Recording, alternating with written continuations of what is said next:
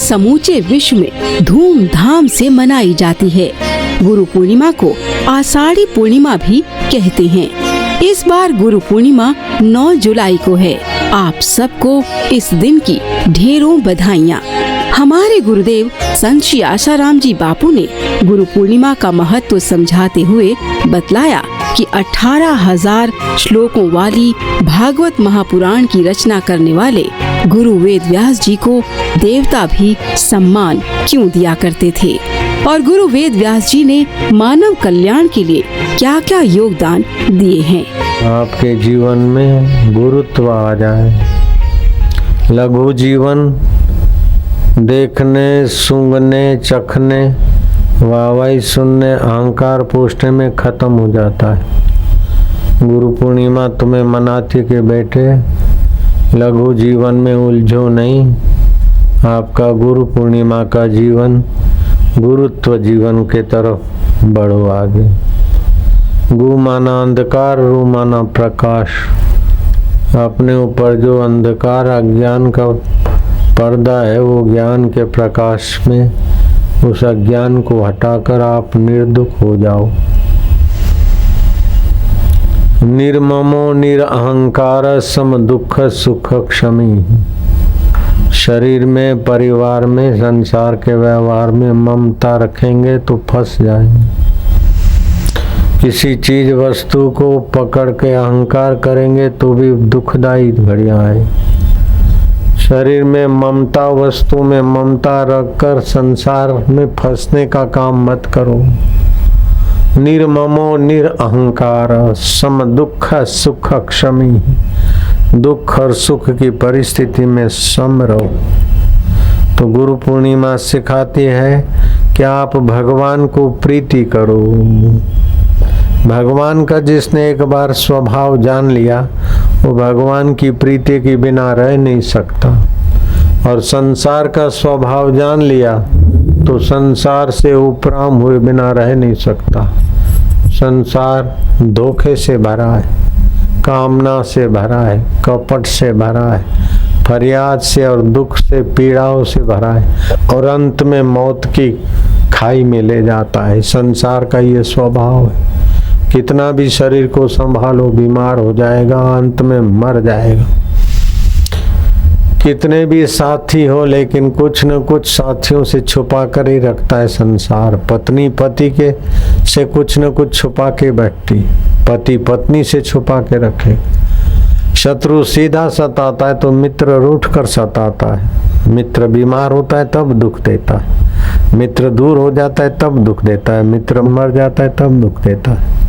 तो ये संसार दुख देने वाला है, सताने वाला है और अंत में छूटने वाला है। और भगवान सुख स्वरूप है, ज्ञान स्वरूप है, चेतन स्वरूप है, आनंद स्वरूप है और कभी छूटता नहीं। मरने के बाद भी भगवान का और आत्मा का, परमात्मा का संबंध नहीं छूटता। तो व्यास पूर्णिमा, जिसको आषाढ़ी पूर्णिमा भी बोलते हैं, इसको व्यास पूर्णिमा भी बोलते हैं। भगवान वेद व्यास ने वेदों का विभाग किया, 18 पुराण रचे, फिर भी उस महापुरुष के चित्त में लोक मांगल्य का भाव बना रहा। महाभारत रचा उस अवतारी पुरुष वेद व्यास जी ने। जब इतना लोक मांगल्य का कार्य किया तो देवता लोग प्रसन्न हो गए और व्यास पूर्णिमा को शिव की पूजा के लिए सोमवार है,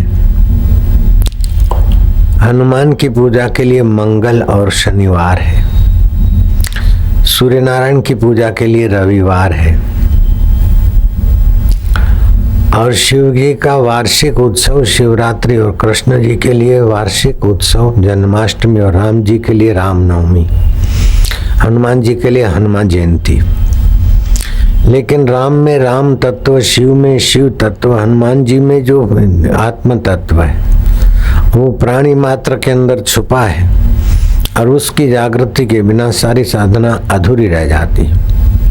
वो गुरु तत्व जगाने वाले गुरुदेव के पूजा का कोई दिन नक्की हो, कोई वार नक्की हो, जिससे ये समाज केवल मूर्ति, मंदिर या तीर्थों तक न रुक जाए अमूर्त आत्मा को, हृदय मंदिर में परमात्मा को पाने में सक्षम हो जाए, ऐसी व्यवस्था कराने वाले, हमारे बिखरी हुई चेतना को, बिखरे हुए जीवन को, बिखरी हुई शक्तियों को सुव्यवस्थित करने में जो सक्षम है, उस पुरुष को कृष्ण द्वैपायन नाम था। काले रंग के थे और द्वीप में जन्मे थे तो नाम था कृष्ण द्वैपायन।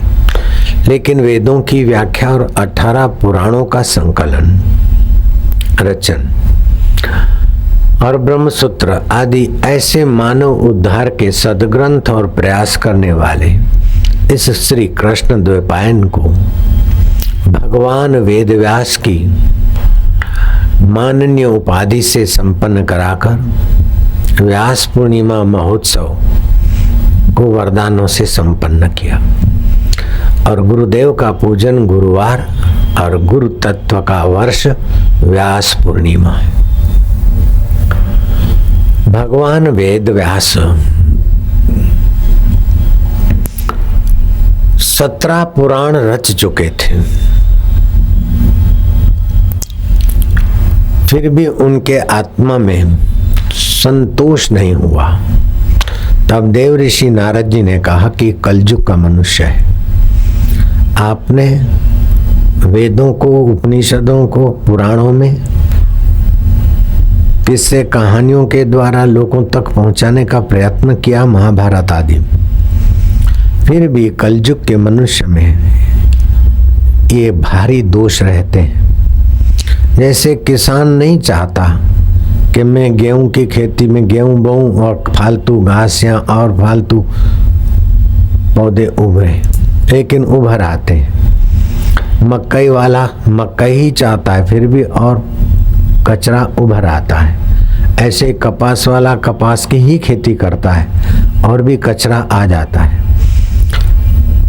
ऐसे मनुष्य सुख चाहता है, दुख देने वाला कचरा, विकार और मनुष्य की पतनता के कई चिन्ह मनुष्य के जीवन में आते हैं और मनुष्य बेचारा थक जाता है और दुख मिटाते मिटाते खुद मिट जाता है, दुख नहीं मिटते। सुख को पकड़ते पकड़ते खुद निराश हो जाता है, सुख स्वरूप दिखता नहीं।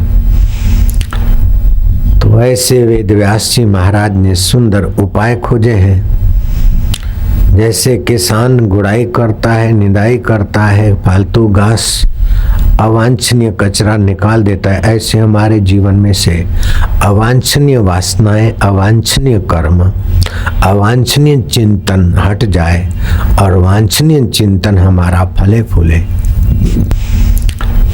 ऐसे ग्रंथ दिए तो हैं, लेकिन एक और भी देन बाकी है। नारद जी को लगा।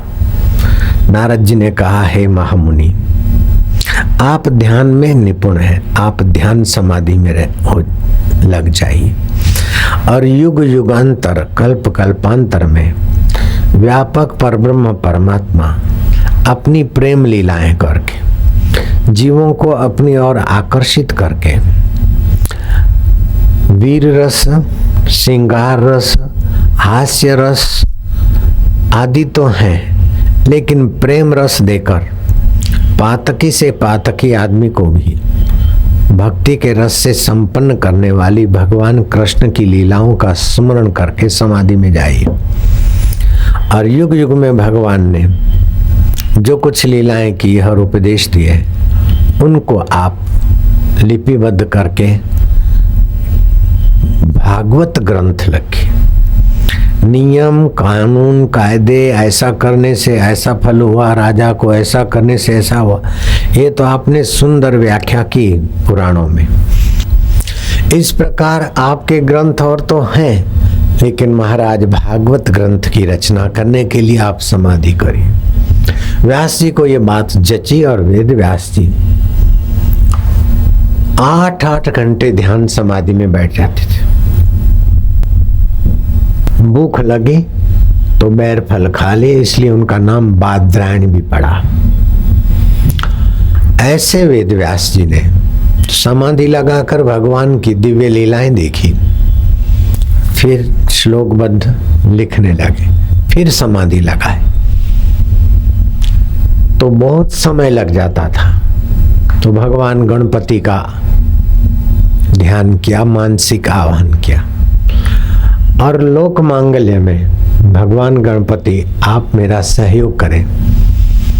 मैं लिखने बैठता हूं तो समाधि नहीं होती, समाधि होती उस समय लिख नहीं सकता हूं। तो मैं समाधि में जो देखता जाऊं उसके श्लोकबद्ध करता जाऊं, बोलता जाऊं और आप लिखते जाएं। ये लोक मांगल्य कार्य में आप मेरा सहयोग करें।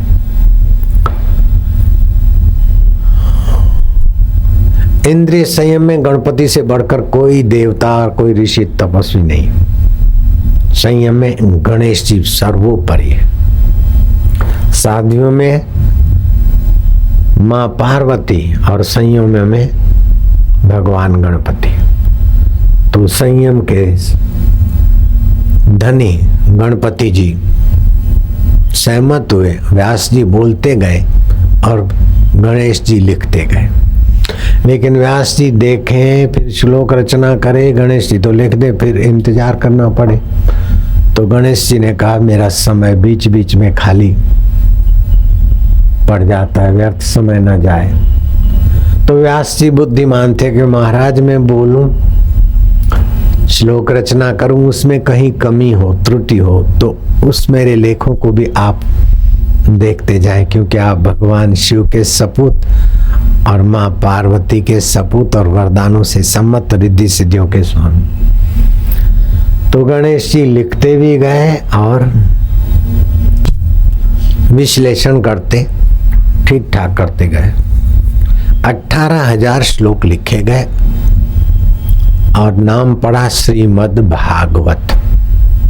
दूसरा नाम पड़ा महापुराण, और सब पुराण लेकिन भागवत महापुराण।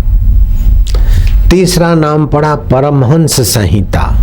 शुकदेव जी परमहंस गति को पाए हुए, सर्वत्र वासुदेव ब्रह्म दर्शन। ऐसे शुकदेव जी भी भागवत के श्लोक की रचना और रहस्य और मधुरता सुनकर शुकदेव जी ने भागवत पढ़ा और भागवत की कथा की। तो परमहंसों के लिए भी अमृतदायी। चौथा नाम पड़ा कल्पद्रुम। भगवत कथा जो जिस कल्पना से सुनता है देर सबेर उसकी वो इच्छा पूर्ण होकर रहती। चाहे शरीर मर जाए तो दूसरे जन्म में उसकी इच्छा पूरी होगी, लेकिन भगवत कथा सुनने वाले का संकल्प अपूर्ण नहीं होता। विधवा सुने तो उसको दूसरे जन्म में क्षीर सुहाग की प्राप्ति होती। पुत्र की इच्छा वाले सुने तो उनको पुत्र प्राप्ति होती। धन की इच्छा वाले सुने तो धन की प्राप्ति होती। यश और राज्य की इच्छा वाले सुने तो उन्हें यश और राज्य मिलता है। इसलिए भागवत का नाम है भागवत कल्पद्रुम, जो जिस कल्पना से भगवत कथा सुने।